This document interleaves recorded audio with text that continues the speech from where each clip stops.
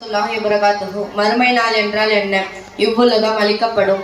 அல்லாஹ் மனிதர்கள் அனைவரையும் விசாரணை செய்வான்.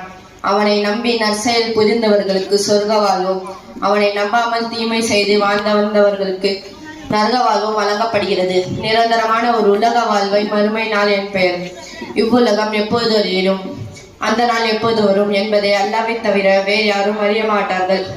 எனினும் நபி ஸல்லல்லாஹு அலைஹி வஸல்லம் அவர்கள் சில அடையாளங்களை சொல்லியிருக்கிறார்கள்.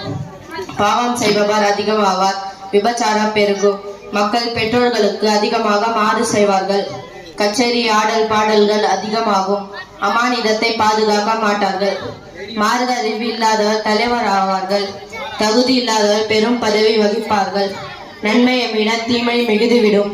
மறுமை நெருங்கிவிட்டால் மஹ்ஜீத் அலைஹிஸ்ஸலாம் அவர்கள் வருவார்கள், தஜ்ஜால் வருவாள், நபி ஈசா அலைஹிஸ்ஸலாம் அவர்கள் வானத்திலிருந்து இறங்குவார்கள், யஹ்ஜூஜ் மஹ்ஜூஜ் கூட்டம் வெளிவரும், சூரியன் மேற்கில் உதைக்கும்.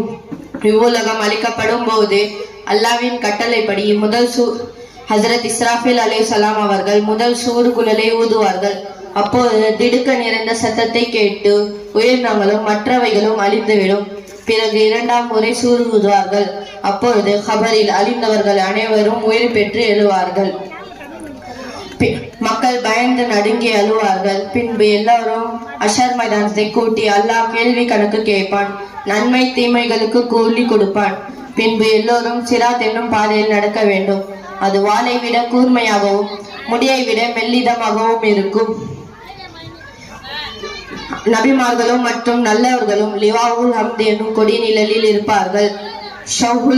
ஹவுலுல் கௌசர் என்னும் நீர் தரத்திலிருந்து நபி ஸல்லல்லாஹு அலைஹி வஸல்லம் அவர்கள் தம் உம்மத்துகளுக்கு நீர்ப்பு கட்டுவார்கள். அதை குடிக்கவர்களுக்கு அதற்கு பிறகு தாகமே எடுக்காது.